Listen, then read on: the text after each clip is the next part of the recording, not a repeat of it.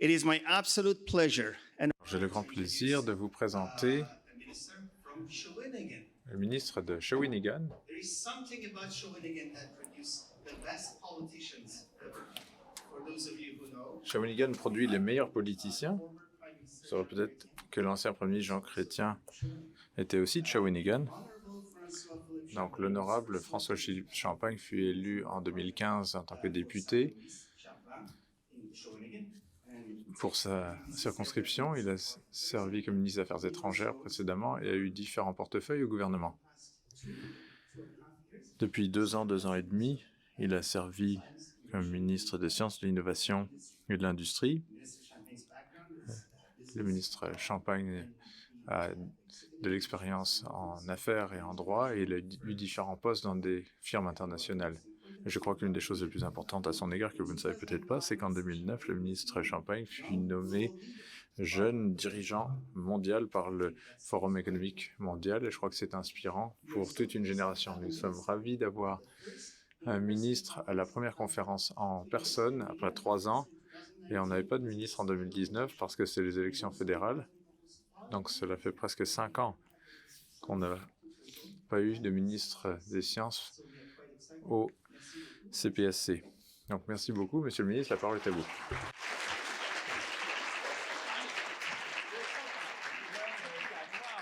What a great moment. Hi everyone, how are you doing today? Bonjour, comment ça va?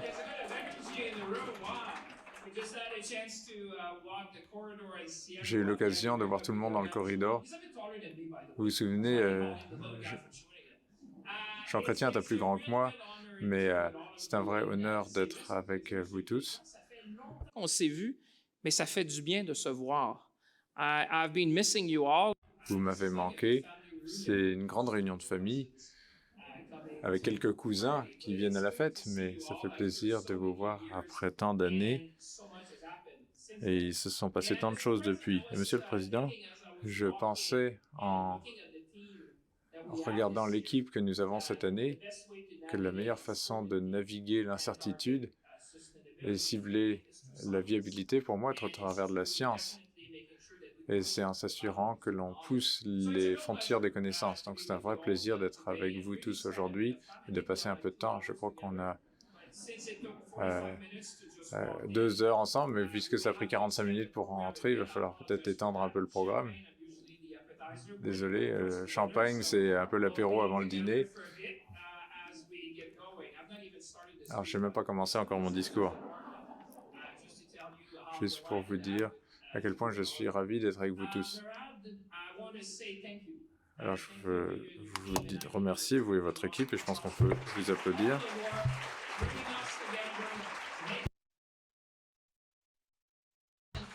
S'assurer que la science est au centre de tout ce que l'on fait, et donc je veux reconnaître au nom de tout le monde dans la pièce le formidable travail que vous avez fait avec votre équipe et à quel point nous sommes reconnaissants d'avoir des gens comme vous qui s'assurent. Je disais, il semble que les Canadiens sont amoureux de la science à nouveau. On a vécu tant de choses ensemble et je crois qu'il n'y a jamais eu de meilleur moment d'être dans le domaine de la science parce que les Canadiens ont vraiment senti dans leur vie l'importance de la science par rapport à la santé, sécurité et surtout lorsqu'on pense au changement climatique.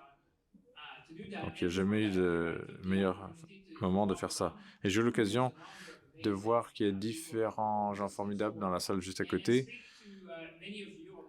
Et j'ai parlé à beaucoup d'entre vous en entrant, et certains que j'ai rencontrés hier, à propos des nouvelles choses novatrices qui ont lieu au Canada. Et vous savez qu'il y a un moment dans l'histoire où on sent qu'il y a des occasions générationnelles. Et j'ai vraiment l'impression qu'on est dans ce moment-là. Je me sens privilégié de faire ça avec vous aujourd'hui.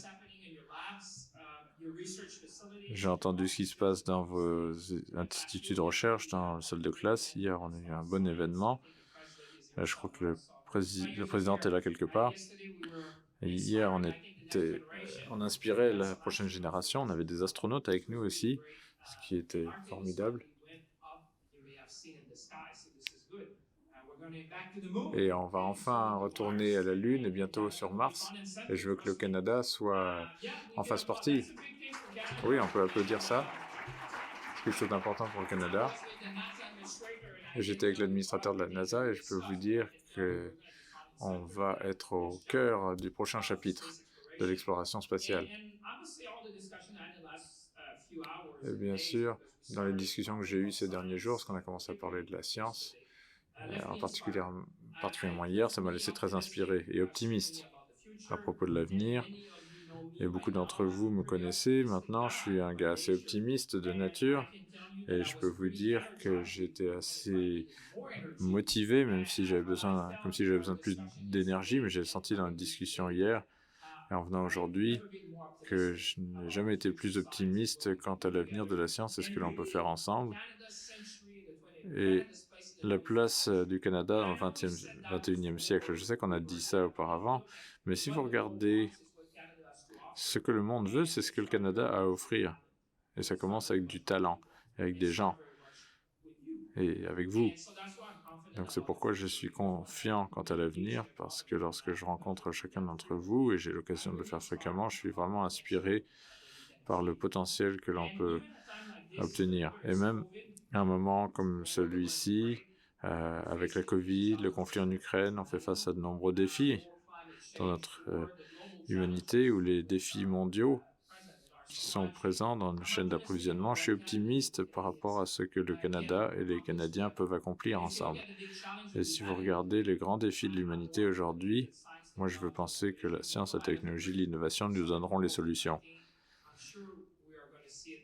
Je suis sûr qu'on verra ça pour le changement climatique à différents égards, parce que nous avons pu voir, et je pense qu'au travers de ces moments de la COVID-19, et avec le changement climatique, je l'ai dit d'emblée, je pense que la science est au centre de la réflexion des gens. Et je pense que c'est une bonne chose, parce qu'il faut le soutien des Canadiens en avançant.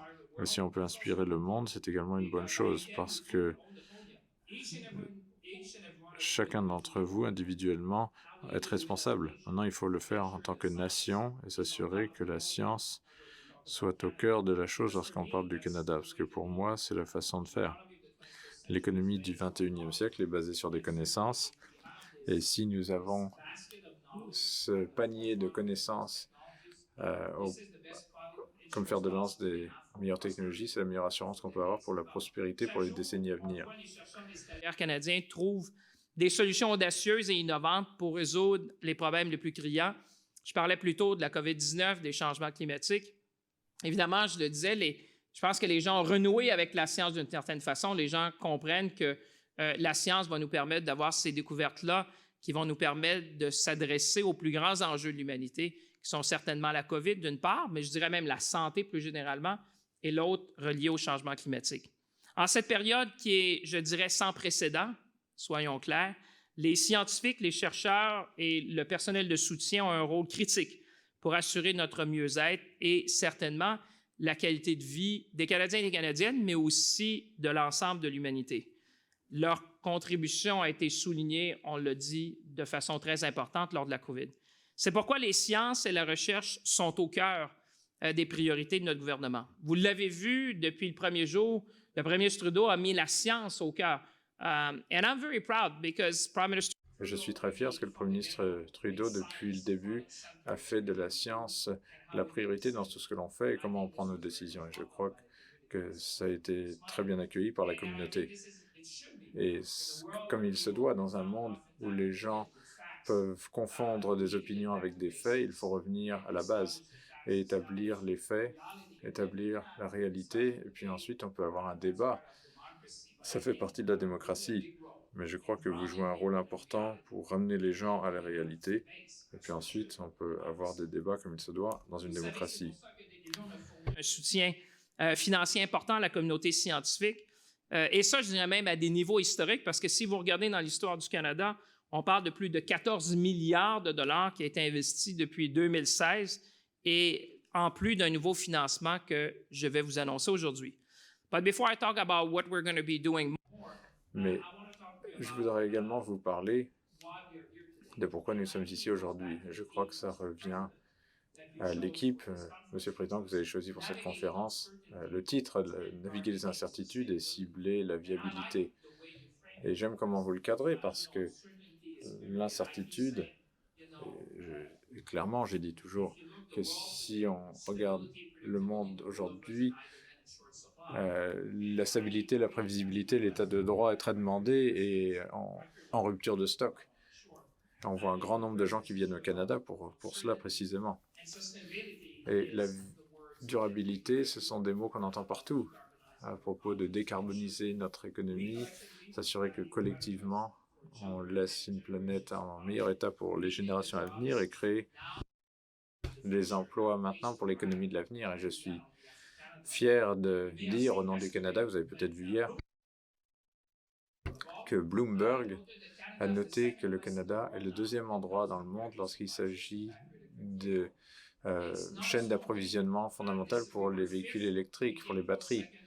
On était deuxième après la Chine et on est en tête des États-Unis. Et pour que Bloomberg dise qu'il ne faut pas ignorer le Canada, c'est de bonnes nouvelles pour nous.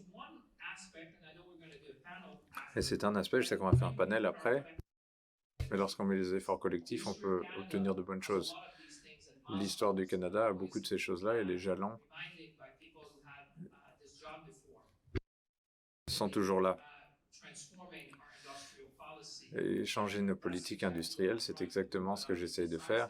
Mais bien sûr, la science, la technologie et l'innovation seront au cœur de tout cela. Lorsque je sillonne le pays et que j'écoute les gens, ils me disent qu'ils veulent de la certitude. C'est vrai au Canada, mais c'est vrai dans beaucoup de régions du monde. On veut de la prévisibilité. Durant une période d'incertitude, c'est le moment pour le Canada de se révéler. C'est ce que nous faisons et nous allons continuer de faire ça. Je continue de rappeler que il y a parmi les meilleurs ambassadeurs ici en tant qu'ancien ministre des Affaires étrangères. Vous comprenez ce qu'il en est, je comprends ce qu'il en est, mais lorsque l'on essaye de faire la promotion des meilleures innovations, des technologies et des sciences qui viennent d'autres pays, il faut qu'on travaille ensemble pour le faire. Et je veux dire que la première chose dont les gens me parlent lorsqu'ils pensent au Canada, c'est pas les subventions, c'est notre peuple. Aucun des investissements qu'on a attirés, qui sont générationnels dans notre pays, sont à cause des subventions, parce que faites-moi confiance, il y a des gens qui ont beaucoup plus d'argent que le Canada à investir là-dedans. La première chose qu'ils me demandent, c'est est-ce que vous avez assez de talent pour appuyer notre croissance? Quel est l'écosystème d'apprentissage au Canada? Est-ce qu'il y a assez de recherche pour nous soutenir? Et ça me fait penser à Moderna, parce qu'on a fait ça ensemble. Et ça, c'était vraiment le premier aspect de la discussion lorsque j'ai rencontré Stéphane Marcel.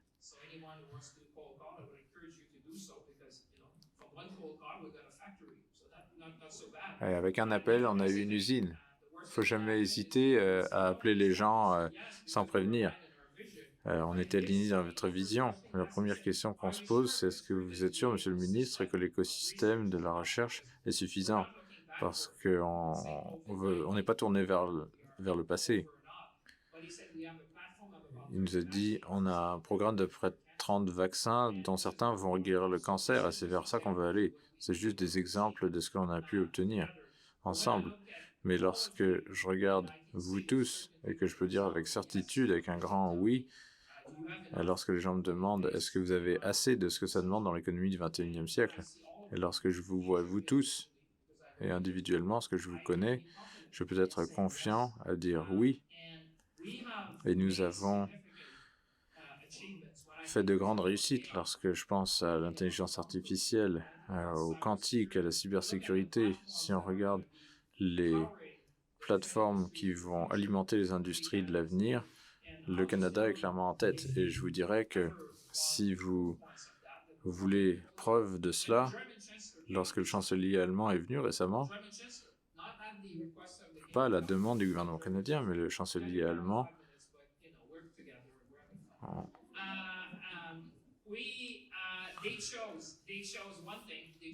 ils ont choisi une chose, ils ont choisi d'aller au centre à Montréal. Toute la délégation allemande voulait faire une visite parce qu'ils étaient au Québec et c'était d'aller à un centre d'intelligence artificielle à Montréal. Parce qu'ils ont dit, on a quelque chose à apprendre de vous. Et c'était ça le message. Et pour moi, c'est bien. Alors, maintenant, je passe à l'annonce parce que j'apprécie qu'on a d'autres choses à faire.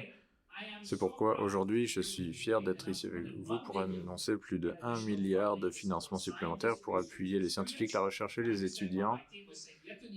Et mon équipe ne disait pas ça à l'annonce parce que c'est censé être ça la grosse nouvelle, donc tout le monde est censé applaudir maintenant. 1 milliard de dollars. 1 billion. Évidemment, très heureux d'annoncer aujourd'hui avec vous un financement supplémentaire de plus d'1 milliard pour soutenir les scientifiques, les chercheurs, les étudiants. C'est un investissement qui va appuyer les chercheurs et les chercheuses partout au pays dans différents domaines et surtout à différentes étapes de leur carrière, qu'il s'agisse de la modernisation des installations de recherche, et plusieurs d'entre vous me l'avaient dit, si on veut attirer les meilleurs talents chez nous, il faut avoir les équipements, il faut avoir les installations aussi, j'allais dire, au dernier niveau de la technologie.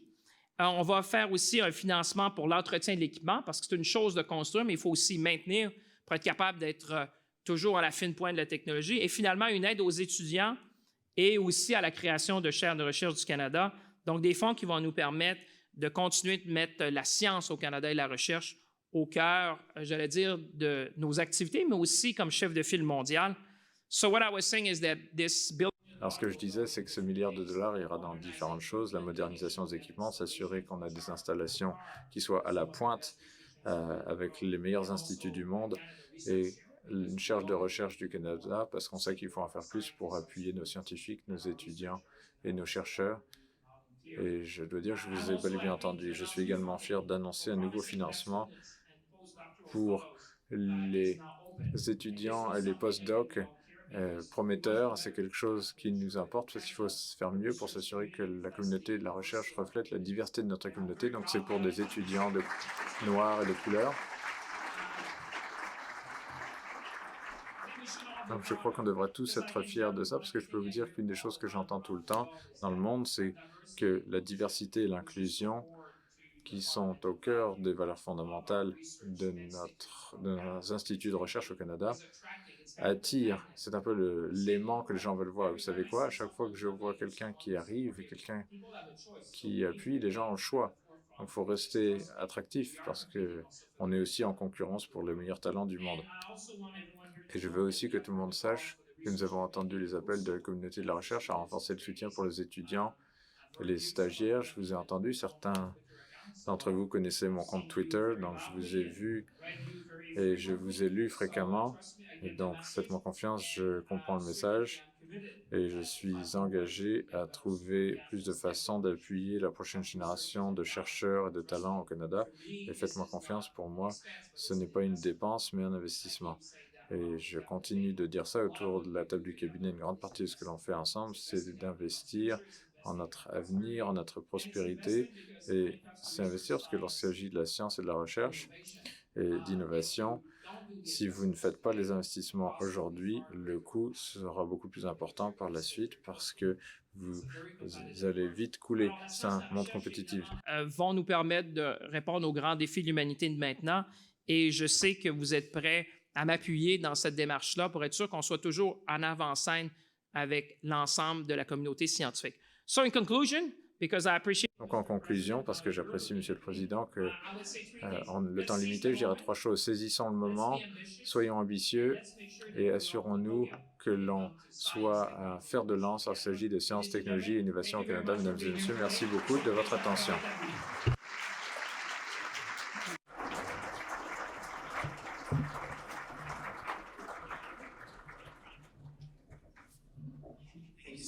Merci beaucoup. Je vous l'avais dit, c'est Shawinigan, n'est-ce pas?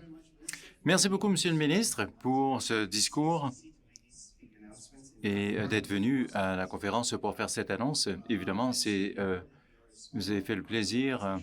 Nous sommes une organisation sans but lucratif et nous comptons sur le dévouement des bénévoles qui sont des étudiants, peut-être 70 ou 80 personnes, et beaucoup d'entre eux poursuivent une carrière dans les politiques scientifiques. Donc, merci beaucoup, Monsieur le ministre, de cette annonce.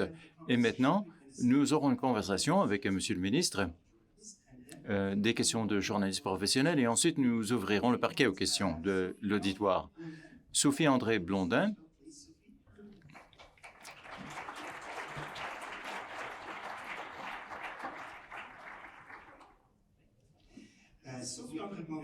Sophie André Blondin. Québécoise. Elle représente la barre du journal scientifique Les Années-Lumière, radiodiffusée sur les ondes de Radio-Canada. Elle a aussi animé les émissions Bien sans son assiette, les escaliers à l'antenne de Radio-Canada. Merci beaucoup pour être avec nous ce soir. Ça fait plaisir d'être ici. Est-ce que tout le monde m'entend bien? Oui, ça va bien. Alors oui, Les Années-Lumière, une émission scientifique, c'est exactement dans la veine du ministre Champagne, ici, ministre fédéral de l'Innovation, des Sciences et de l'Industrie.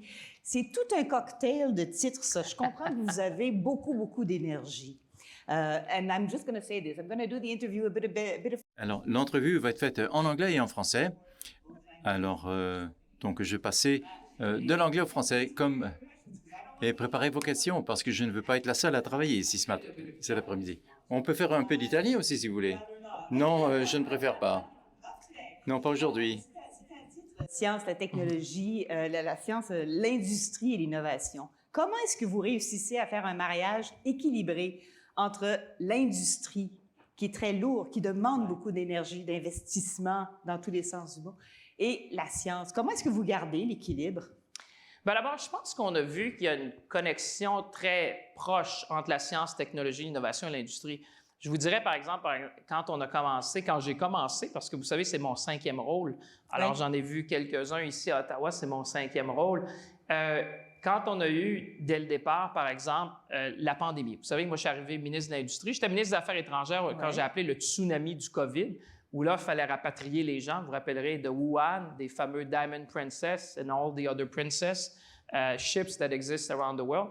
Je me rappelle de chacun d'eux parce qu'on avait à rapatrier des gens.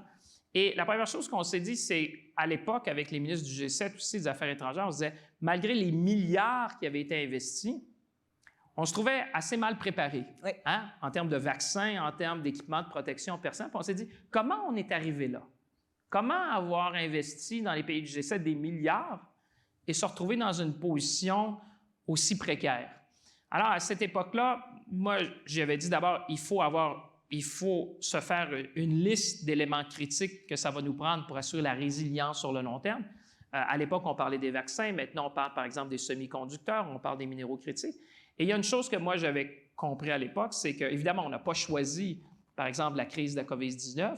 On ne choisira pas s'il y en a eu non, mais il y a une chose qu'on peut faire, on peut choisir d'être mieux préparé. Et c'est là où je vous dirais que la science, la technologie et l'innovation nous a amené, par exemple, à tirer des investissements records dans le domaine de la biofabrication. Je vous prends un exemple très concret où là, on voit un élément très clair entre ce qu'on fait en recherche puis l'industrie, c'est-à-dire que là, maintenant, quand j'ai commencé, vous savez, notre capacité, par exemple, dans les vaccins, c'était autour de 30 millions, 31 millions en termes de fill and finish, qu'on appelle. Aujourd'hui, je pense qu'on est rendu à 110 millions. Donc, ça vous donne un exemple très concret où là, on a mis science, technologie, mais en même temps avec un volet industriel. Puis, je terminerai là. Quand on a fait avec Moderna, c'était ça le coup de circuit pour le Canada, parce qu'on achète des vaccins de toute façon. Alors, moi, j'ai renversé la vapeur ici. Je dis, on va faire quelque chose de nouveau. We'll do strategic procurement. We'll make sure that not only... Alors, nous avons décidé de faire un investissement stratégique en matière d'approvisionnement et de commencer à produire des vaccins plutôt que simplement les acheter. Oui, alors maintenant, nous aurons donc cette capacité de production à l'interne. Mais parlons maintenant viabilité. La viabilité pour la planète, c'est importante, mais aussi il y a la viabilité ou la durabilité de l'écosystème de recherche. Alors, comment allez-vous vous assurer que vous et vos successeurs allez fournir une source de fonds fiable et prévisible pour soutenir la recherche dans l'avenir, pour alimenter l'écosystème? J'aimerais bien croire. Ce sera très difficile de renverser la tendance, n'est-ce pas? Parce que le Canada, moi, je veux qu'on soit le fournisseur de choix pour le reste du monde. Alors, par exemple, nous serons le premier à fabriquer de l'acier vert, de l'aluminium vert. Nous aurons aussi des usines et nous allons produire aussi des semi-conducteurs verts. Et quand on regarde le nombre d'industries et l'impératif de la décarbonisation, c'est partout. J'étais à Edmonton et ils ont annoncé la première usine de production d'hydrogène la plus importante au monde. Et ça c'est La plus grosse usine de production d'hydrogène sera à Edmonton. Je vais vous donner un autre exemple. Alors, on a fait des investissements. Là, quand je parle, c'est que les chaînes d'approvisionnement deviennent maintenant plus régionales que mondiales. Je vais vous donner un autre exemple. Quand nous avons investi avec Rio Tinto à Sorel, à Québec, nous aurons donc le site de fabrication le plus important de titane, non pas au Canada, non pas en Amérique du Nord, mais dans le monde. Alors, on prend la poudre et ce qu'on fait, on fait 3 choses différentes avec la poudre. Alors, on peut maintenant donc intégrer d'une façon très intelligente pour déplacer les produits qui viennent de pays avec lesquels qui ne partagent pas nos valeurs démocratiques. Oui, d'accord. Mais on ne répond pas aux problèmes d'aujourd'hui, mais les problèmes de monde qui restent encore à découvrir. C'est ça le but de la recherche fondamentale, n'est-ce pas? Par exemple, on ne savait pas ce qu'étaient que les médecins avec un ARN messager. Oui. La recherche fondamentale va nous permettre de naviguer dans un nouveau paradigme. Comment est-ce que vous allez vous assurer que cette partie-là de la science, elle a aussi votre attention, puis elle a aussi votre argent? Bien, l'attention, c'est sûr. Vous savez, moi, je rencontre, puis il y en a plusieurs, hein, des collègues des conseils de recherche qui sont ici, sont tous ici aujourd'hui. On travaille main dans la main. Je pense que les investissements qui ont été faits, parler de plus de 10 milliards de dollars depuis qu'on est arrivé, je pense que ça serait difficile. Puis je pense qu'il y a une compréhension encore aujourd'hui, encore plus grande, du rôle de la science dans l'économie de demain. Moi, je dis pas souvent en anglais, it's not just the right thing to do, but it's the smart thing to do. Puis je pense que ça, c'est compris globalement. Alors, si vous me demandez, est-ce que vous pensez qu'un jour, on pourrait retourner en arrière? Je ne pense que non, peu importe les gouvernements, parce que, je veux dire, le Canada est en compétition avec d'autres, mais on regarde aujourd'hui, quand vous parlez de sciences fondamentales, tout à fait, parce que, par exemple, je regarde aujourd'hui, je parlais d'Artemis qui a été lancé. Si vous regardez le rôle du Canada dans l'espace, le Canada Canada will be the second nation in the world. Le Canada sera le second pays au monde à aller à la Lune et à aller ensuite à Mars. Et si vous parlez à NASA, le Canada est le partenaire prioritaire. Et on nous a demandé 2 choses. Imaginez, si vous allez à Mars, bon, une station spatiale, c'est 400 km, la Lune, 4000, et Mars, 100 millions de kilomètres. Alors, on nous a demandé de nous occuper de l'alimentation et de la santé. Alors, nous allons investir massivement dans ces deux domaines et ça aura des répercussions pour nous. Il y aura des retombées au Canada. Mais je pense qu'il est important justement de soutenir la recherche fondamentale parce qu'il y a beaucoup de trouvailles en recherche appliquée qui commencent par la recherche fondamentale. Alors, moi, je ne veux pas être Polaroid, je veux être Apple. C'est ce que je dis aux gens dans le milieu des affaires. Ne me parlez pas de Polaroid. Oui, mais Apple, il faut trouver un autre exemple parce qu'Apple commence à vieillir, n'est-ce pas? Oui, mais la manière dont on prend les photos. Quand j'étais petit, moi, mon père avait un appareil Polaroid. Il y a eu un sondage, justement, que vous êtes arrivé, un sondage auprès des parlementaires, donc sénateurs et députés sur la colline parlementaire. Et c'est clair que les politiciens veulent plus de contact avec la science, mais ils veulent aussi la science qui leur soit livrée de façon digestible. La communauté scientifique et la communauté politique. Est-ce que vous, comme ministre responsable, entre autres, des sciences, pouvez aider à être ce médiateur entre le monde scientifique? Bien, j'essaye, hein, puis je pense que c'est un rôle qu'on a tous. Hein? Je regarde tous et toutes, si vous êtes ici aujourd'hui, c'est parce que vous avez un rôle dans l'écosystème. Je pense qu'on a tous un rôle à jouer. Et vous le faites très bien, puis je veux vous remercier parce que vous vulgarisez aussi ça pour les gens. Puis ça, c'est important parce que quand on est capable d'investir, c'est parce que les gens comprennent dans ce qu'on investit et vous le faites très bien de vulgariser. Je suis content, je n'ai pas vu le sondage, mais content de voir que mes collègues le font. Moi, j'essaye, dans la mesure du possible, de toujours mettre de l'avant ce qu'on fait en sciences, en technologie, innovation et de faire le lien dans la vie des gens. Pourquoi c'est important pour eux? Puis quand j'ai commencé l'entrevue, je vous parlais des vaccins parce que pour moi, c'était très tangible parce que les gens, pour moi, je pense, puis vous me direz, mais j'ai senti dans la population, il y avait comme une nouvelle relation avec la science parce que là, on a compris que la santé... C'était pas toujours un beau changement. Non. Mais vous comprendrez aussi que les gens ont compris que sans la science, le rôle de la science, puis je pense que les gens comprennent les changements climatiques aussi, Tu sais, je regarde, par exemple, on est en train, vous avez peut-être vu aussi la semaine dernière, grâce à la science, on a changé les normes, par exemple, sur le ciment. So Canada will be leading the world. Le Canada sera un chef de file To change the norm when it comes to cement. parce que nous allons changer les normes pour le béton. Et ça va changer le monde. Et ça fait 20 ans que je suis en affaires et j'ai dit changer les standards, changer les normes, vous allez changer le monde. Et c'est ce que nous allons faire au Canada. Alors maintenant, nous sommes un chef de file international pour la nouvelle norme concernant le ciment et le béton. Alors si on ne fait que ça, on aura déjà faire plus que beaucoup de conférences sur le changement climatique. Parce que, bon, le gouvernement fédéral achète 40 de tout le béton qu'il produit. Si vous regardez les investissements qui sont faits aux États-Unis, c'est dans les milliards. Donc, nous avons toute la technologie qu'il faut. Alors, c'est ça, la nanotransition, la décarbonisation, ce sont des défis auxquels nous faisons face aujourd'hui. Alors, à vous préparer... nous allons nous tourner maintenant vers l'auditoire. J'espère que vous avez préparé vos questions. Et aussi... Mais... Et de quoi vous avez parlé avec NASA quand vous les avez rencontrés? Oui, bon, ben d'accord, je vais vous donner... je vais vous lancer une fleur, à condition de ne pas répéter ce que je dis. Non, d'accord. L'administrateur de NASA a un rêve très canadien, et nous allons le réaliser. C'est ça? Si je vous dis ce que c'est, vous n'allez pas vous intéresser à l'événement quand nous allons le faire. Mais l'administrateur avait un rêve d'enfant et qu'il ne peut réaliser qu'au Canada.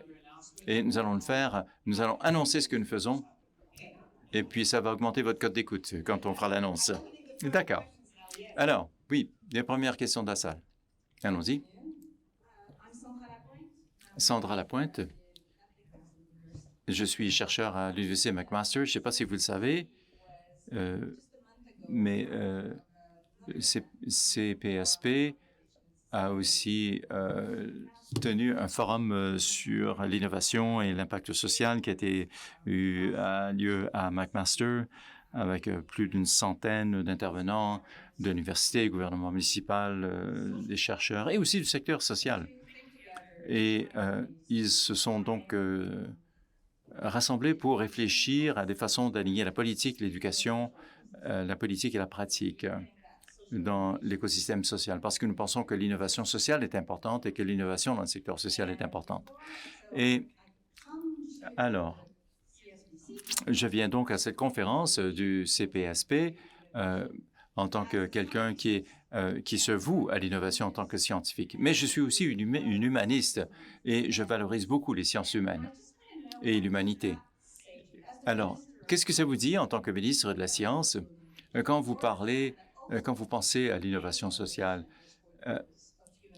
Est-ce que l'innovation n'a pas toujours pour but d'améliorer le mieux-être canadien? Mais quand on parle d'innovation sociale, évidemment, ça n'a pas autant d'attrait à prime abord. Mais quelle est votre conception ou comment voyez-vous l'innovation sociale?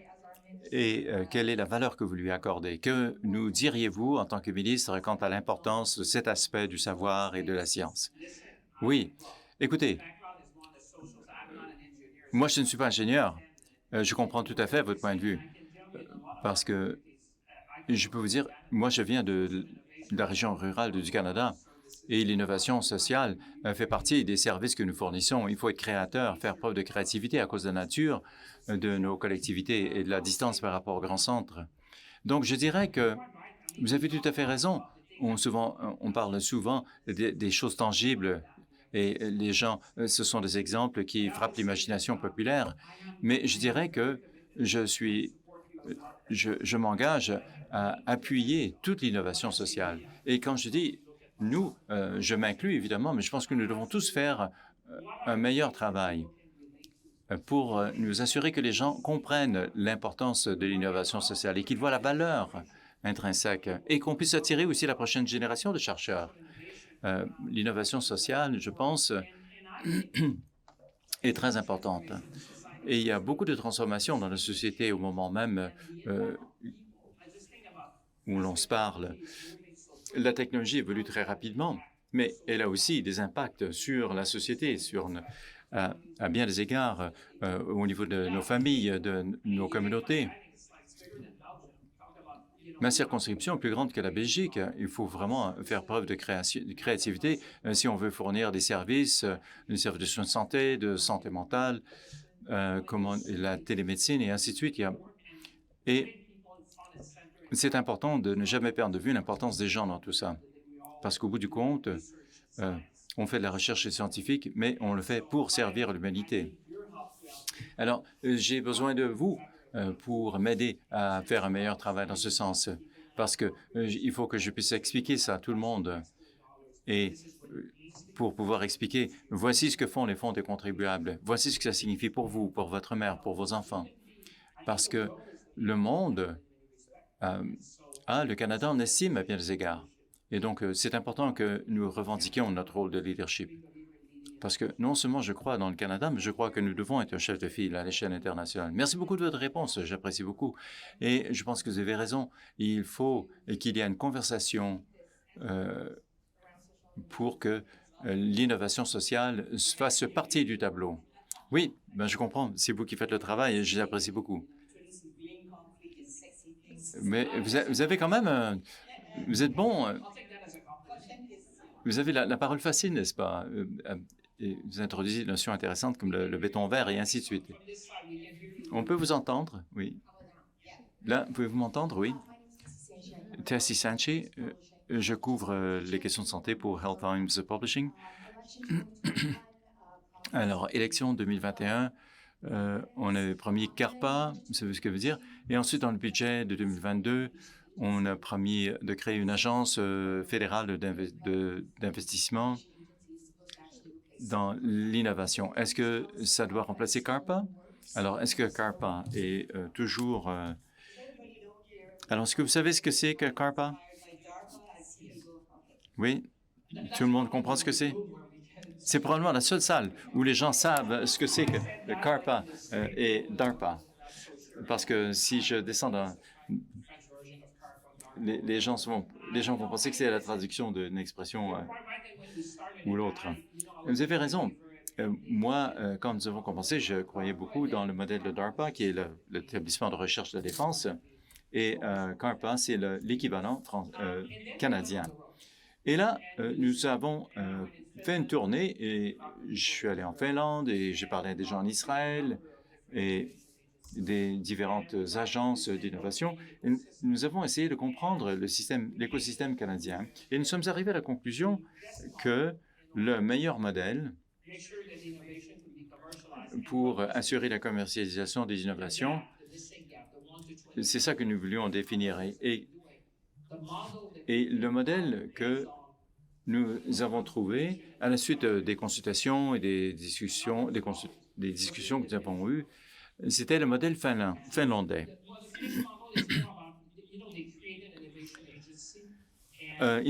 En Finlande, ils ont créé une agence d'innovation et c'est l'équivalent de DARPA.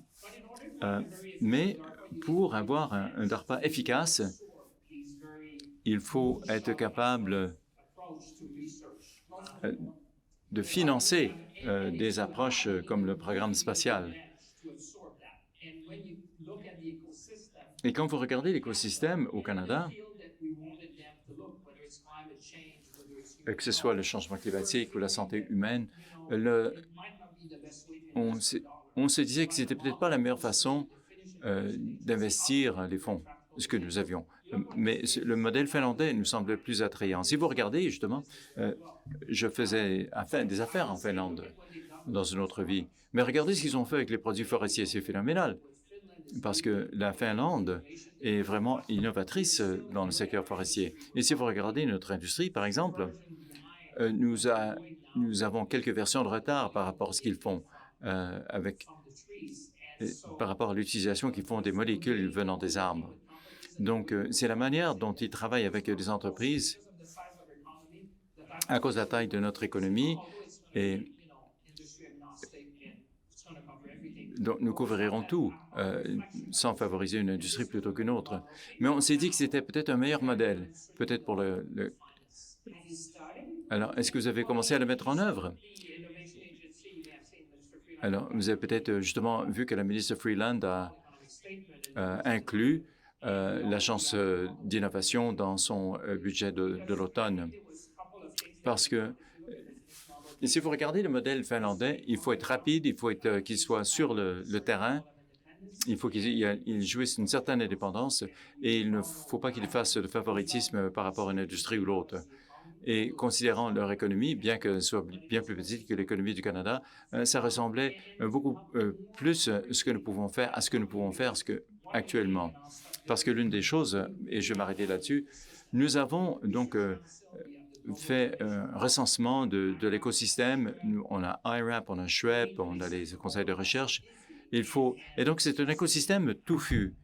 Et oui, je peux vous dire, je ne veux pas tout vous dire, évidemment, parce que je vais être capable de faire des annonces, mais nous aurons un conseil pour nous assurer qu'il y a une meilleure coordination de tous ces éléments. Mais nous avons un très bon sens d'orientation. Indépendamment de l'exécution, nous aurons...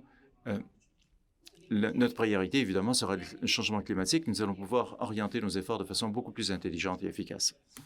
Je suis un reporter pigiste. Pourriez-vous nous donner un peu plus de détails sur le milliard que vous promettez, surtout pour ce qui est du soutien des étudiants chinois?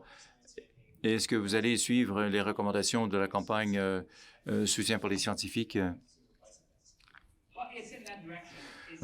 Oui,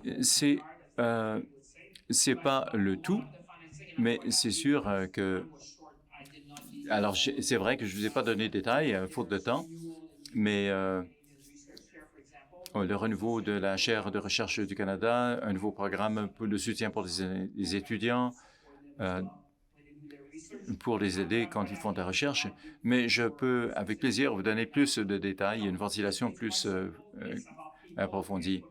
Alors, c'est très simple. Il y a les gens, l'équipement et les mises à jour, les mises à niveau. Ce sont les trois volets, si vous voulez. Alors, le tiers des fonds seront consacrés aux gens et la mise à jour des installations, le tiers aussi. Bon, j'ai la ventilation, évidemment, mais je ne voulais pas vous décliner toute cette liste parce que le président ne m'a pas donné un temps illimité. Mais je peux vous donner ces détails sans problème. Oui, prochaine question. Jim McClellan de l'Université Queen's, Simon Fraser. Justement, j'étais là lundi. Oui, je suis très heureux que vous soyez là, que vous soyez venu. Alors, ma question se rapporte un peu à la dernière question. Le Canada a beaucoup de talent, évidemment, comme on sait. Et le débat, évidemment, est comment mobiliser tous ces talents. Et pourriez-vous commenter donc sur les initiatives ou les étapes importantes que nous pourrions prendre pour modifier notre mentalité, tant au niveau du corps enseignant que des étudiants, essentiellement comment franchir les frontières ou les limites. Il y a des gens qui passent le plus clair de leur temps à s'occuper de la recherche qui les intéresse et qui n'ont pas conscience des possibilités d'entrepreneuriat. Et ce sera bon qu'ils soient davantage sensibilisés pour qu'ils puissent faire la transition. Oui, je pense que je suis d'accord avec vous.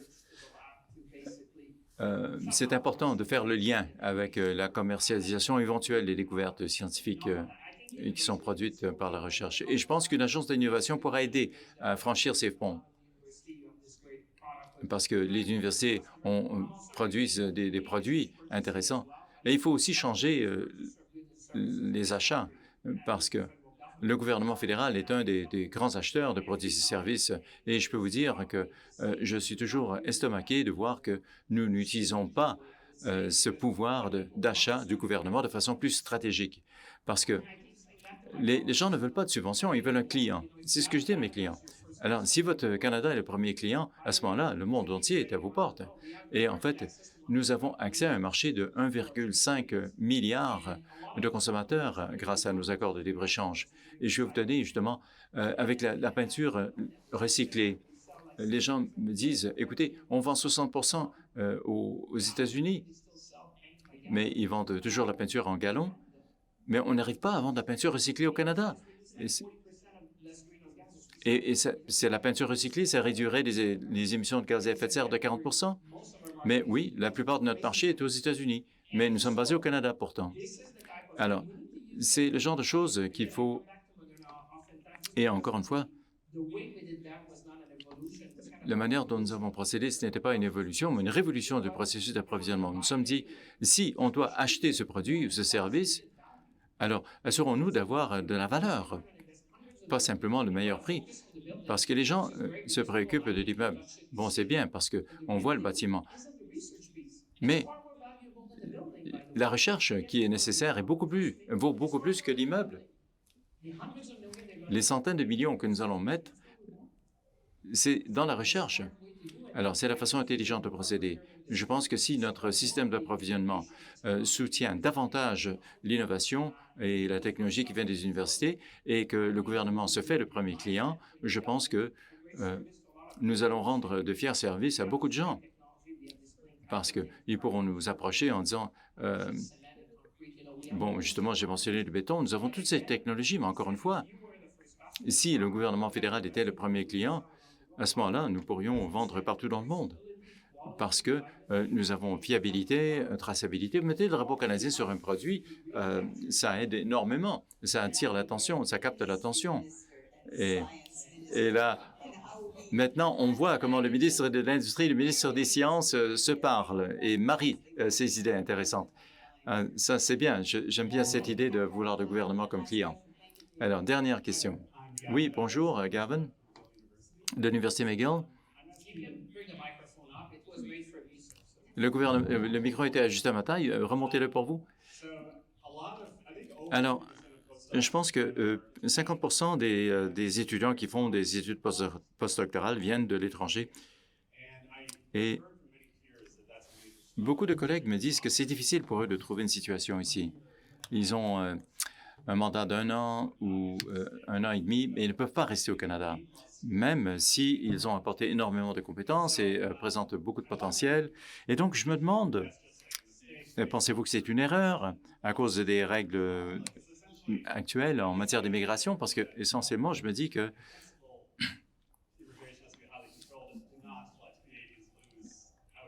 c'est pour protéger le marché de l'emploi pour les Canadiens. Mais est-ce un bon calcul? Parce que là, on parle de chercheurs très qualifiés qui ont beaucoup d'expérience et qui aimeraient émigrer au Canada, mais qui sont bloqués. Alors, est-ce que c'est quelque chose qui vous préoccupe? Merci de votre question. Ce sont justement le genre de gens que nous voulons au Canada. Ils connaissent nos cultures, nos institutions, et ce sont des gens qui contribuent le plus. Ce sont d'excellents enseignants. Donc, il y a beaucoup de choses à réparer, évidemment, en matière d'immigration. Mais c'est sûr et certain que votre question arrive à point nommé. Moi, je viens d'une génération où les gens disaient est-ce que les gens qui viennent au Canada enlèvent un emploi à d'autres Canadiens?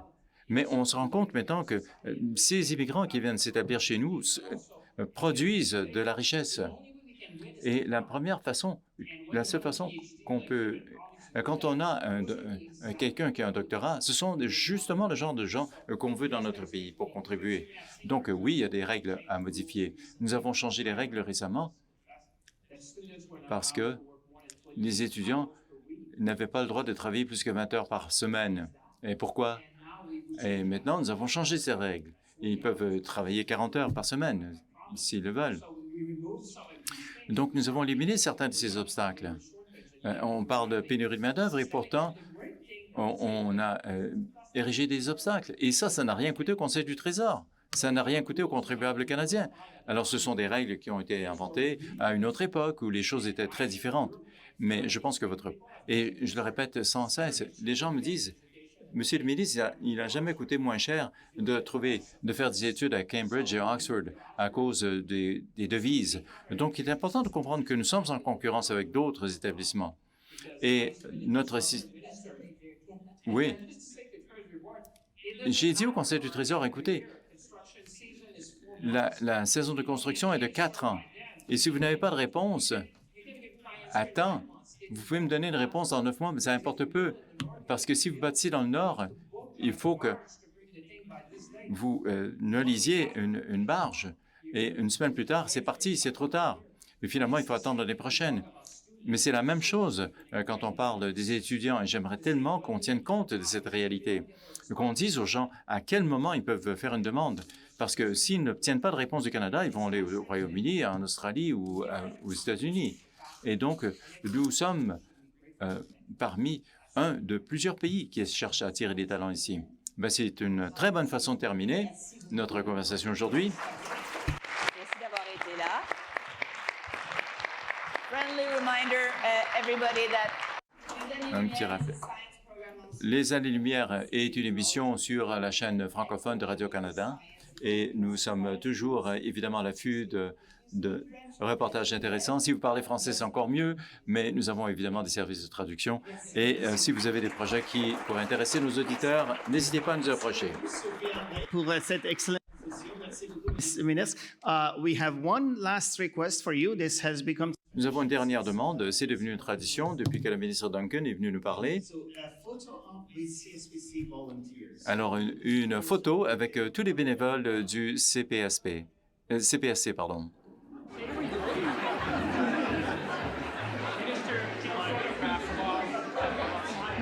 Are we doing a bend then? Like, but it's